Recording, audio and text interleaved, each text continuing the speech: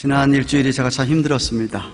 힘들었던 이유는 2, 3년 동안 참 믿었고 좋게 생각했던 어떤 분이 전혀 다른 방향으로 제게 실망을 주어서 이거 내가 잘못 판단하고 있었구나 라는 생각을 하면서 아주 힘들었던 한 주일이었습니다.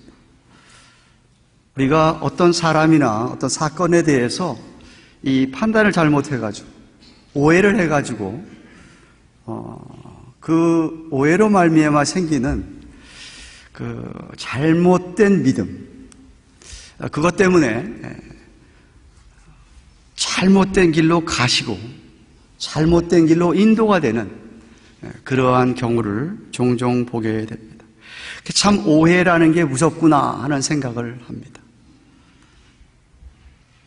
어떤 사람에 대해 어떤 사건에 대하여서 바로 판단하지 못하고 오해함으로 말미암아 그것을 잘못 믿게 되고 삐뚤게 생각함으로 말미암아서 결국 돌이킬 수 없는 결과를 낳고 맙니다. 물론 vice versa, 리버스 케이스가 있겠죠. 별로 안 좋게 보았는데 그 사람을 성실하지 못하다가 보았는데 내 판단이 잘못된 판단이 돼가지고 나중에 알고 보니까 정말 그렇지 않은 분, 신실한 분 얼마든지 그 거꾸로 되는 경향도 많이 있겠지요.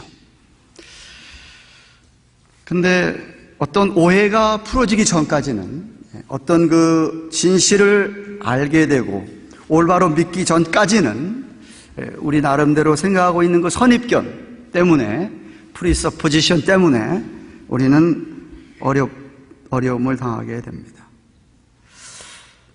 오늘은 2000여 년 전에 예수님께서 돌아가시기 얼마 남지도 않은, 정확하게 5일째 남지 않은 때에 예수님께서 예루살렘 성으로 6월절을 맞이하면서 마귀를 타고 입성하시는 종려주일입니다. 오늘 본문의 앞에 11장에서부터 시작해서 어떤 기사가 있냐면 죽었는 나사로, 나흘 동안이나 죽어 있어서 시신이 썩은 냄새가 나는 나사로, 죽은 나사로를 살리시는, 부활케 하시는 예수님의 놀라운 기적의 사건이 기록되어 있습니다. 사람들이 예수님께서 그 놀라운 기적을 베푸는 걸 보고 이야, 이 사람이야말로 이제는 됐구나, 이스라엘 나라의 진짜 왕인가 보다, 이 로마 이 정권을, 제국을 무너뜨리고 이스라엘들이여 독립을 하게 되고 자기들이 다 이제는 자유롭게 마음껏 나라를 다스리게 되고 그렇게 될 줄로 알고 종려나무 가지를 흔들면서 예수님이 입성할 때에 찬양을 부르는 장면입니다. 근데 아이러니컬하게도 이 종려나무는 평화를 상징합니다. 평화를 상징합니다. 그러니까 무슨 로마 정권을 뒤엎고 무력으로 뒤엎어가지고 쿠데타를 일으켜서 정말 예수님 왕이 돼가지고 이스라엘의 독립을 일으키고, 사실 400년 동안 이스라엘은 너무 암흑한 깜깜한 시대를 살았더랬습니다. 정말 기다리던 메시아였습니다, 저들은. 근데 그들이 오해를 했습니다. 착각을 한 것이지요. 자신들의 생각과 달리 예수님은 평화의 왕으로 오신 것이었습니다.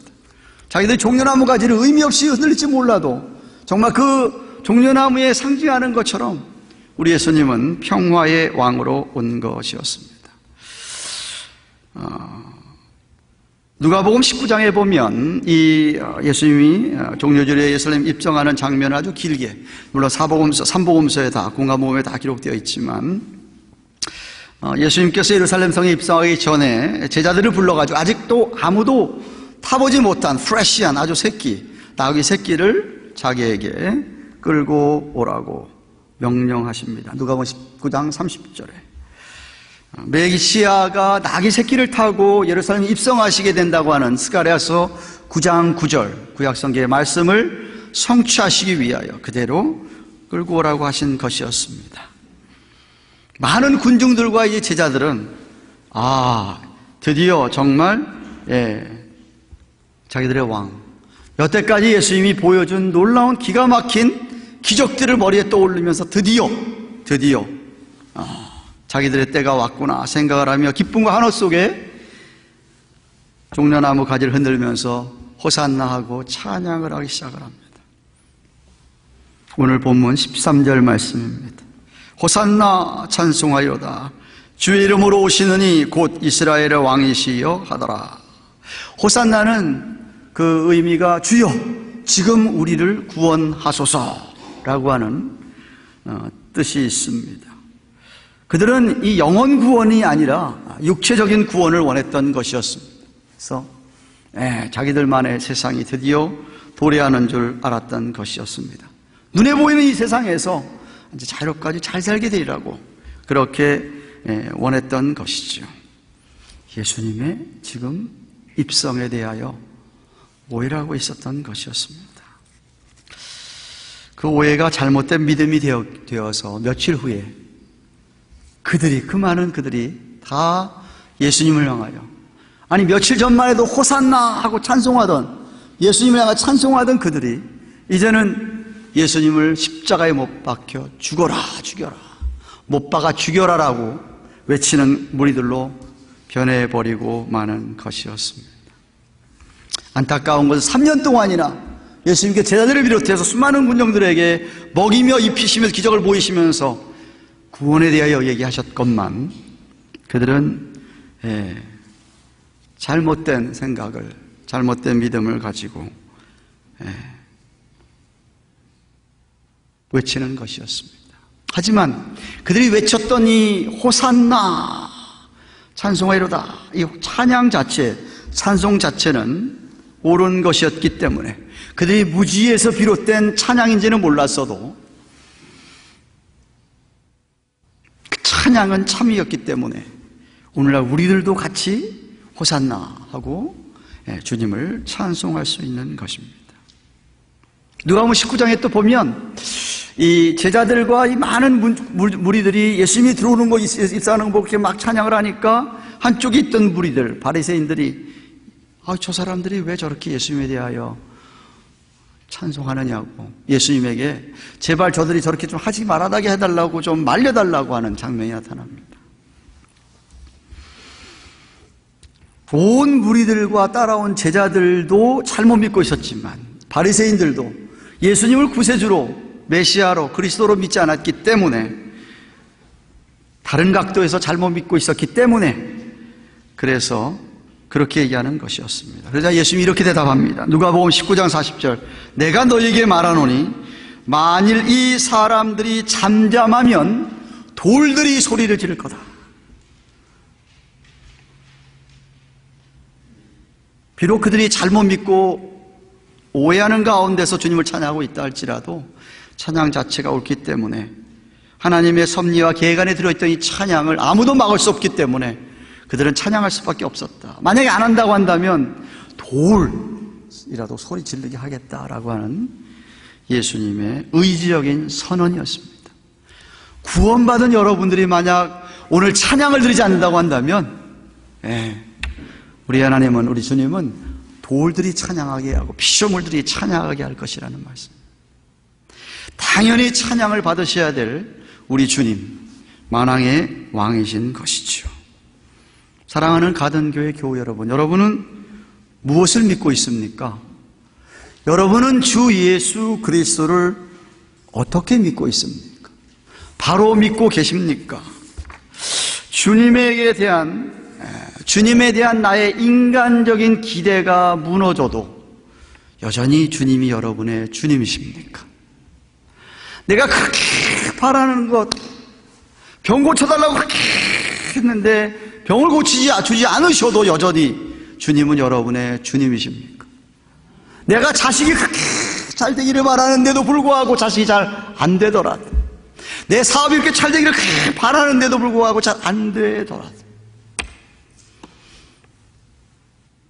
지난주에도 잠깐 언급했지만 여러분의 인간적인 소원이 안 이루어져도, 기도응답이 없어도 여전히 우리 예수님은 여러분의 주가 되시고 여러분의 왕이십니까? 그렇다면 여러분은 진짜 참 믿음이라고 말할 수 있습니다. 여전히 우리 하나님은, 우리 주님은 창조주시고, 여전히 우리 주님은 주권자시고, 여전히 우리 주님은 온 세상에 만왕의 왕, 평강의 왕이시기 때문에 그렇습니다. 오늘 본문에는 아주 짧게 14절, 15절 딱 두 구절에 걸쳐서 예수님께서 예루살렘에 한 어린 나귀를 만나 타시고 예루살렘 들어오는 거 되어 있지만, 마태, 마가, 누가, 공간복음에서 아주 길게 이 사건을 다루고 있습니다. 왜냐하면 여기 지금 나귀를 타고 오시는 예수님에 대한 의미가 너무나도 중요하기 때문에 그렇습니다. 자신이 스가랴에서 예언된, 아니 이사야서를 비롯해서 구약의 수없이 많이 예언된 메시아 그리스도이심을 아시기 때문에 말씀에 따라서 나귀 새끼를 타고 다윗성, 예루살렘성, 당신이 다윗의 자손이요 그리고 평화의 왕임을 나타내시고 계시는 것이지요. 그래서 우리 주님은 사람들의 생각과 관계없이, 사람들이 자기를 어떻게 생각하든 He doesn't care, 어떻게 생각하든 상관없이, 그들이 무엇을 기대하건 상관없이 오직 예언되어진 성경 말씀 그대로 그 말씀을 성취하시고자 오늘 이렇게 예루살렘 성에 들어오시는 것이었습니다. 만왕의 왕 같으면 정말 화려한 마차를 타고 정말 기가 막힌 모습으로 들어와야 할 텐데, 우리 예수님은 아주 어린 나귀 새끼 등에 들어오시는 것이었습니다. 왜 이런 모습으로 들어오셨을까요? 우리 예수님은 겸손의 왕이셨기 때문입니다. 우리 예수님은 겸손을 드러내고 계신 것이었습니다. 여러분, 겸손이 뭡니까? 자신의 높임을 드러내지 아니하고 오히려 낮아져서 함께 낮은 사람들과 함께 울고 웃고 그들과 삶을 나누는 그러한 마음가짐이 겸손이라고 생각을 합니다. 바로 이러한 겸손한 마음가짐에서 나오는 것이 상대방에 대해 누구에게든지 거칠게 대하지 않고 배려하고 마음에 상처 주지 않으려고 하고 가까워지려고 하는 온유함이 나오는 것입니다. 우리 예수님은 하나님이십니다. 하나님께서 육신의 옷을 입고 성육신 하셔서 이 땅에 내려오신 자체가 정말 겸손의 극치인데, 실제로 그렇게 인간의 몸을 입고 오셔서도 사람들과 특별히 비천한 사람, 소외된 사람, 사람들에게 손가락질을 받는 사람들의 친구가 되어주시고 그들의 참 아픔들을 어루만져 주시고 고쳐주신 우리 예수님. 그래서 우리 주님 겸손하시고 온유한 왕이신 것이죠. 그 주님께서 여러분이 너무나도 잘 아는 마태복음 11장 28절 29절에 수고하고 무거운 짐지라 다 내게로 오라, 내가 너희를 쉬게 하겠다. 왜? 그 다음 말이 중요하죠. 나는 마음이 온유하고 겸손하니. 주님의 마음이 온유하고 겸손하기 때문에 나의 멍에를 메고 내게 배우라, 그러면 너희 마음에 쉼을 얻을 것이라고 하셨습니다. 우리는 예수 믿기 전에 우리를 누르는 죄짐들이 있었습니다. 무거운 죄책감들이 있었습니다. 예수 믿기 전에는 죽음이 두려웠습니다. 내가 죽는다는 사실 자체가 두려웠습니다. 그러나 예수를 믿고 나서는 죄의 짐에서, 사망의 짐에서 자유함을 얻었습니다. 이제는 죽음이 두렵지가 않습니다. 죽음의 공포가 우리에게서 떠났습니다. 뿐만 아니라 우리가 이 연약한 육신을 입고 있는 이 세상에서 갖가지 아픔들을 겪고 슬픔들을 겪고 수고를 하면서 힘들게 그러한 것에서 그런 짐들을 우리 주님이 대신 다 져주심으로 자유함을 얻게 되었던 것입니다. 예수님께서 우리 곁에 계심으로 말미암아 우리는 때때로 우리에게 무거운 짐이 닥치듯 그 짐을 주님이 대신 져주시게 되었던 것이죠. 겸손하고 온유하신 주님께서 우리의 무거운 짐들을 오늘도 여러분이 내려놓기만 하면 대신 져주시는 왕이십니다. 주님이십니다. 나귀를 타고 오셨다. 또한 그 나귀 타고 오신 우리 예수님은 우리를 위해서 희생하신 왕이었습니다. 6월절에 수많은 어린 양들이 목숨을 잃었는데 드디어 예수님께서 십자가의 죽으심으로 말미암아 이제는 더 이상 그런 제사가 필요 없는 마지막 유월절 어린 양이 되셨습니다. 당시 역사학자였던 조세푸스는 이렇게 기록하고 있습니다. 당시 예루살렘 성전에서 유월절에 죽임을 당하는 짐승의 숫자가 25만 6천 마리에 이른다고 합니다. 더 이상 이런 희생제물이 필요 없게 되었습니다. 우리 계속해서 히브리서 강해를 보고 있듯이 우리 예수님이 대속의 제물이 되셨기 때문입니다. 사도 베드로도 그래서 베드로전서 2장 24절에 친히 나무에 달려 그 몸으로 우리 죄를 담당하셨으니 이는 우리로 죄에 대하여 죽고 의에 대하여 살게 하심이라. 저가 채찍에 맞음으로 너희는 나음을 얻었나니라고요. 주님이 채찍에 맞음으로 우리가 나음을 얻었다. 이러한 맥락에서 본문 말씀 후에도 예수님은 자신을 가리켜서 그 아래 24절에 이렇게 얘기합니다. 내가 진실로 진실로 너희에게 이르노니 한 알의 밀이 땅에 떨어져 죽지 아니하면 한 알 그대로 죽으면 많은 열매를 맺느니라. 자신이 직접 죽는 밀알이 되셔서 오늘날까지도 수많은 열매들을 맺으신 것이었습니다. 그래서 우리로 하여금 그런 하나의 밀알들이 되라고 자신을 부인하고 살라고 하신 것이죠. 나귀를 타시고 예루살렘 입성하신 우리 주님, 만왕의 왕이신 그분은 겸손하고 온유한 왕이셨습니다.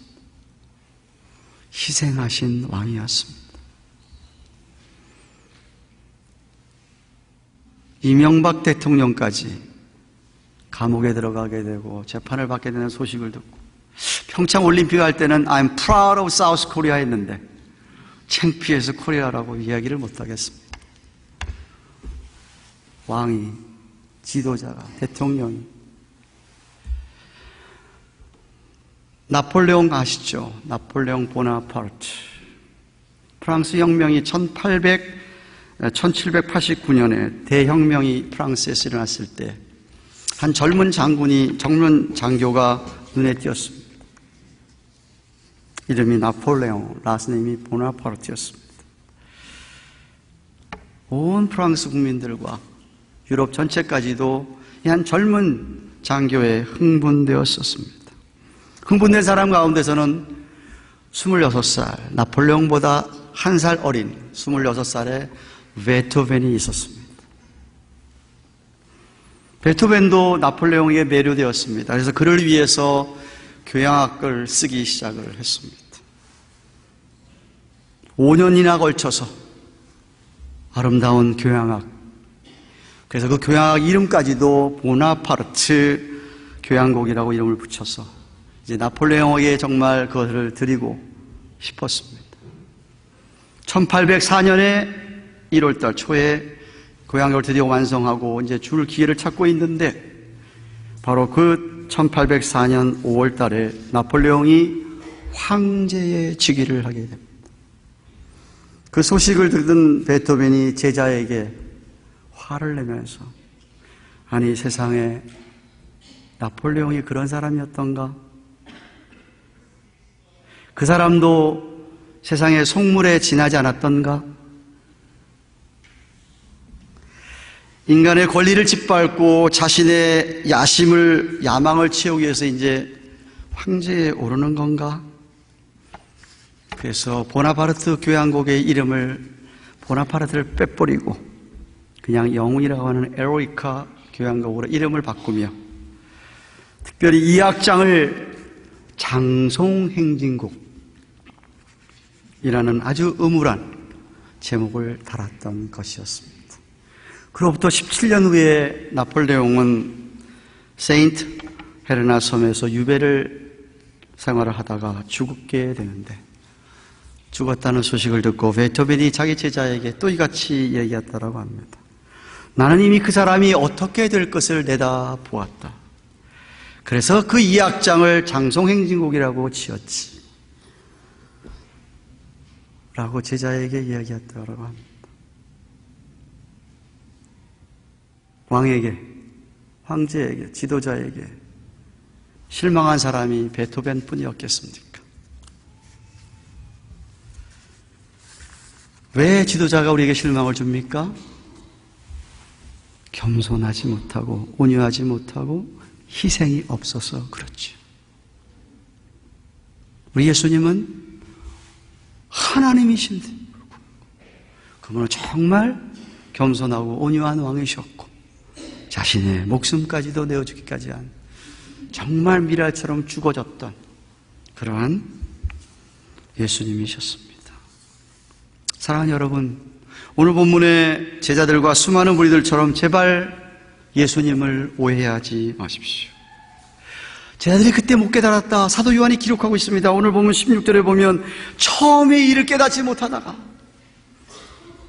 예수께서 영광을 얻으신 후에야, 다시 말하면 사흘 만에 부활하신 후에야 이것이 예수께 대하여 기록된 것임과 사람들의 예수께 이같이 한 것인 줄을 생각났더라 라고 기록하고 있습니다. 제발 잘못된 믿음을 갖고 살지 마십시오. 잘못된 믿음이나 믿지 않는 거나 똑같이 심판을 받습니다.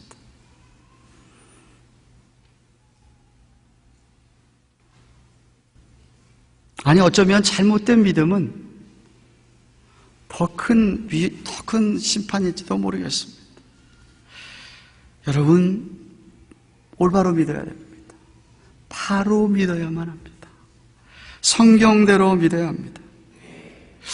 왜 여러분 오늘날 많은 교회를 나가는 사람들이 세상 사람들에게 비난을 받고 욕을 받고 조롱을 받는다고 생각을 하십니까? 오늘날 한국이나 미국이나 할 것 없이 목회자들이 타락해가지고 윤리적으로 도덕적으로 타락하고 그 자질이 저하되는 것, 그것 때문에 우리 사회가 그렇게 된다고 생각하십니까? 그것이 문제의 본질이 아닙니다. 저는 확실히 믿기를 문제의 본질은 잘못 믿는 사람들이 너무나 많습니다. 청교도들이 처음 퓨리탄들이 이 땅을 미국에 건너와서 교회를 세우고 학교들을 세우고 신앙생활을 하고 할 때만 하더라도, 아니 그 후에더라도 정말 이 미국 땅은 경건한 나라였습니다. 점점 자유주의가 들어오게 되고 인간의 이성, 이게 하나님보다 위에 올라서게 되고, 성경을 성경대로 안 믿고 이거는 하나님 말씀이고 이거 하나님 말씀은 이거 사람이 지어낸 거고 이거는 말 같지 않은 얘기고 이거는 하나의 신화라고 다 성경을 쪼개버리고, 그러한 잘못된 믿음, 잘못된 가르침이 교회를 부패하게 타락하게 하고 교인들을 부패하게 타락하게 하고 지도자들과 가정을 무너뜨리는 것이었습니다. 교회는 다닐지 몰라도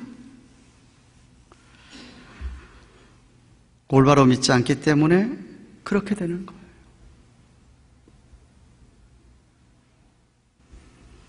여러분 잘 들으세요. 사람들은 자기가 믿는 대로 행동을 보이게 되어 있습니다. 무슨 얘기인지 아세요? 오늘 아침 일부에 드리겠습니다. 여러분이 이 건물에 들어와서 이 건물이 무너지지 않는다고 믿기 때문에 앉아 계시는 거예요. 이게 무너진다고 믿으시면 어디 누가 앉아 있겠습니까? 끝나고 여러분이 차를 타고 운전을 하고 집으로 가실 때 이 차가 내가 시동 걸면 내 집까지 안전하게 운전해 줄 거라는 믿음이 있기 때문에 그 차를 타시는 거예요. 사람이 하는 모든 행동은 다 믿음을 밑바탕으로 되어 있는 겁니다. 뭘 믿기 때문에 그렇게 행동하는 거예요. 왜 행동이 오류가 있고 잘못되어집니까? 잘못 믿었기 때문에 그런 거죠. 극단적인 예가 이단 아닙니까? 이단이 얼마나 무섭습니까? 얼마나 무섭습니까? 그렇게 믿기 때문에 세뇌교육을 받고 브레인와시가 돼가지고 그렇게 믿기 때문에 그들 그렇게 살아가는 거예요. 그래서 여러분이 올바로 믿는 것, 올바로 배우고 하는 건 너무나도 중요합니다. 그런 의미에서 어쩌면 여러분들은 이미 축복을 받았다고 저는 생각합니다.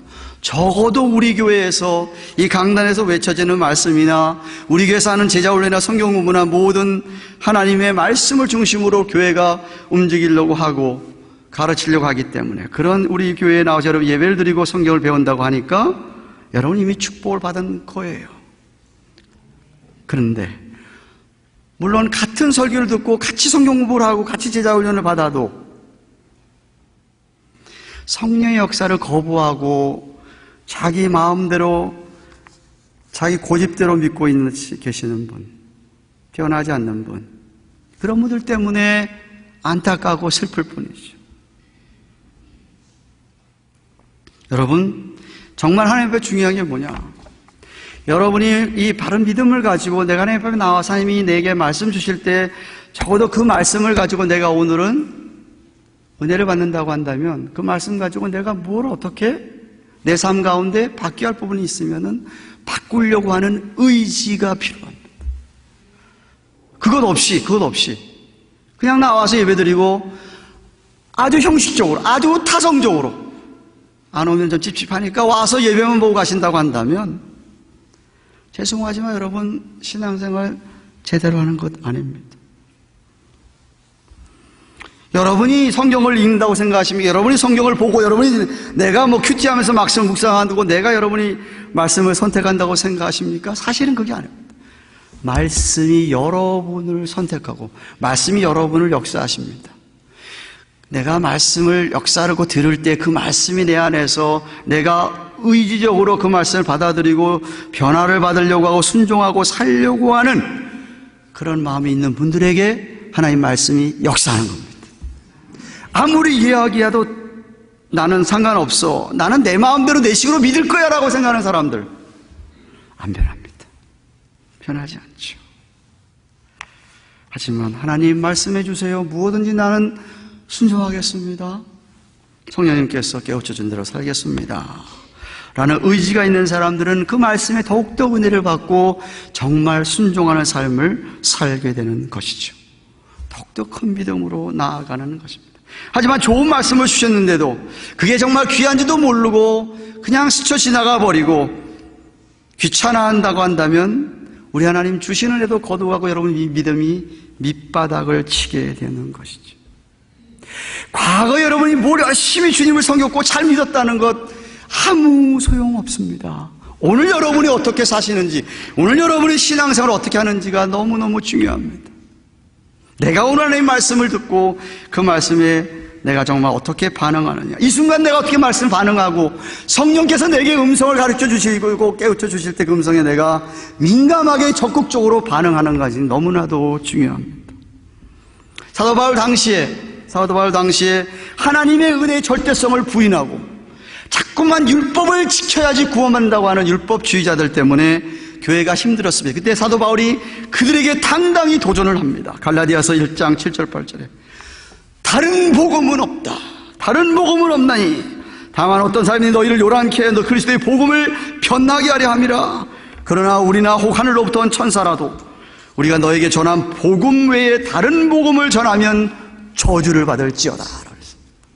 그래서 이단들은 저주를 받게 되어 있는 거예요. 다른 복음, 트위스트한 가스포, 하나님 말씀에다가 자꾸만 뭘 집어서 말씀 뺀다던가. 요한계시록 22장 맨 마지막 세 번째, 네 번째 구절에서 이야기하였듯이 말이에요. 십자가의 복음만, 하나님의 은혜, 오직 하나님의 은혜, 오직 성경 외에 다른 복음을 전하는 것이야말로 사람들을 자꾸만 잘못된 믿음으로 하나님의 교회를 크게 대적하는 것으로 사도 바울이 오늘 선포하고 있는 겁니다. 요즘 들어서 복음에다가 자꾸만 뭘 섞는 혼합하는 현상이 극심해지고 있습니다. 어떤 사람들은 복음에다가 사이컬러지, 심리학을 집어넣습니다. 어떤 사람들은 복음에다가 사회주의를 집어넣습니다. 어떤 사람은 복음에다가 동양 철학 사상을 집어넣습니다. 요가가 좋다. 기도하면서 요가해라. 어떤 사람은 복음에다가 세상 쇼 비즈니스를 사상을 집어넣어 버립니다. 그래서 이 예배당이 그냥 공연하는 쇼하는 장소가 되어버립니다. 그저 교인 숫자만 늘리기 위해서는 수단 방법을 가리지 않습니다. 그 말이 옳든 안 옳든 성경 말씀에 틀리건 한 게 없습니다. 그냥 사람만 많이 모으면 됩니다. 그래서 마치 마케팅하는 개념으로 비즈니스 사업한다는 식으로 마케팅 개념으로 어떻게든 사람만 끌어오려고 하는 복음을 값싸게 팔려고 하는 사람들이 너무나 많습니다. 왜 그렇죠? 왜? 순수한 복음에 대한 확신이 없어서 그렇습니다. 복음의 능력을 믿지 못해서, 말씀의 능력을, 성령의 능력을 잃어버렸기 때문입니다. 바울이 뭐라고 얘기하죠? 나는 내가 이 복음을 부끄러워하지 아니하노니 그랬습니다. 복음을 결코 나는 부끄러워하지 않는다. 예수님의 십자가를, 예수님의 부활을 나는 조금도 부끄러워하지 않는다. 그런데 우리 주위에 얼마나 복음을 부끄러워하는 사람이 있는지 모릅니다. 복음이 얼마나 그 사람에게 불충분하고 그런지 모릅니다. 고린도서 4장 2절에 우리는 하나님의 말씀을 혼잡게 아니하고 오직 진리를 나타내므로 하나님 앞에서 각 사람의 양심에 대하여 천거하노라. 사랑 여러분, 창세기 4장에 최초의 살인자 사건이 나옵니다. 아시죠? 가인이 자기 브라더 아벨을 죽였습니다. 여러분, 하나님께서 가인의 제사는 안 받으시고 아벨의 제사만 받으셨습니다. 근데 여러분, 가인이 드린 제사는 농작물이고 곡물이고 아벨이 드린 제사는 양이기 때문에 하나님이 받고 안 받았다고 생각하시면 그건 너무나도 성경을 잘 모르는 겁니다. 예물을 어떻게 드리는 게 관계없습니다. 믿음으로 드리는 게 중요한데 아벨은 믿음으로 드렸는데 가인은 믿음으로 드린 게 아니라고 히브리서 11장 4절이 얘기하고 있습니다. 그거 어떻게 알아? 어떻게 아냐? 어떻게? 결과를 보면 안다는 것이에요. 가인이 어떻게 했죠? 하나님이 그 제사를 안 받으니까 하나님을 향해서 얼굴이 불그라게 져 낯색이 변합니다. 아니, 하나님이 이럴 수 있습니까? 왜 내 제사를 안 받으십니까?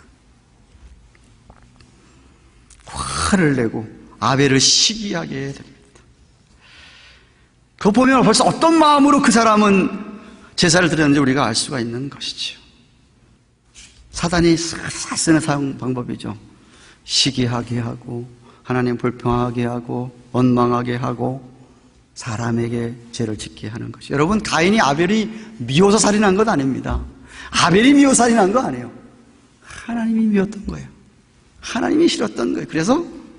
그래서 아벨을 죽인 거예요. 애초부터 잘못된 믿음을 갖고 있었기 때문에 그는 최초의 살인자가 된 거예요. 제가 여러분에게 질문합니다. 여러분은 어떤 믿음으로 오늘 이렇게 이 자리에서 예배를 드리고 있습니까? 만약 예수님께서 여러분의 삶을 쳐다보고 계실 때에 여러분 삶을 본다면 어떻게 보시겠습니까?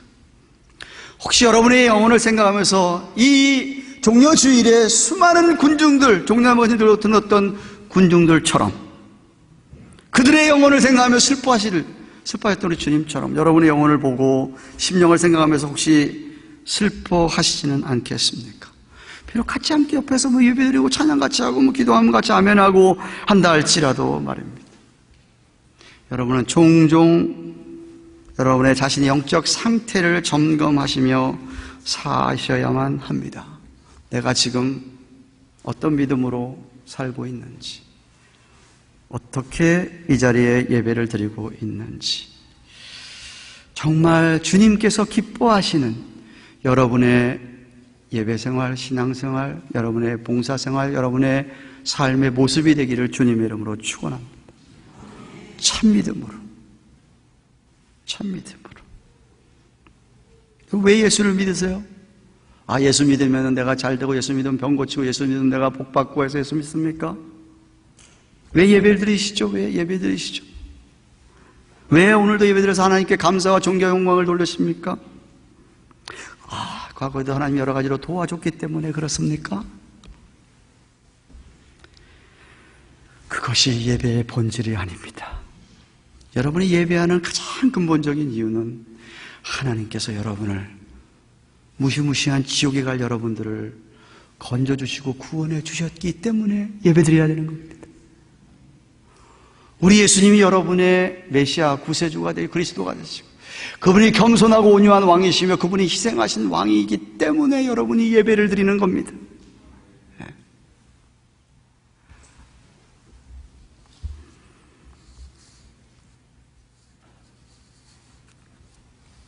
나의 죄 때문인 줄 알고 이 은혜를 생각하며 진심으로 나의 구세주라고 고백하고 찬양을 드리면서 하나님 앞에 예배하면 우리 주님 여러분의 예배를 받으시고 기뻐하시는 거예요. 그리고 정말 여러분이 예수님을 왕으로 모시고 사는지, 주님의 충성된 신하로 사는지, 그것이야말로 정말 여러분이 은혜를 받은 자의 마땅한 보답입니다. 그렇게 사시면 여러분 주위에 잘못 믿고 있거나 믿지 않고 있는 사람들을 바라보며 정말 안타깝게 생각을 하고 위하여 기도해주고 그들을 참임으로 인도하는 것이야말로 이웃을 사랑하는 계명의 참된 의미인 것이죠. 이 세상에서 영혼을 사랑한 것보다 더 큰 사랑이 어디가 있겠습니까? 여러분이 잃어버린 영혼을 그렇게 사랑할 수 있기를 축원합니다. 정말 크리스찬이라면, 주님을 따르는 사람들이라면, 여러분, 우리 예수님이 겸손과 온유의 왕, 희생의 왕이라고 하셨는데, 그럼 여러분에게도 그러한 겸손과 온유의 모습, 희생하시는 모습이 나타나지 않겠습니까? 그런 모습이라면 아무도 세상에서 우리에게 돌 던지지 않습니다. 비난하고 조롱하지 않습니다. 세상에 예수를 믿는다는 교회를 하는 사람들조차도 겸손과 온유가 없고 희생이 없으니까 욕하고 비난받는 거 아니겠습니까?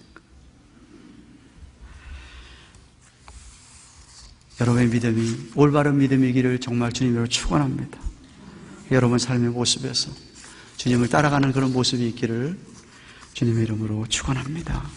기도하십시다.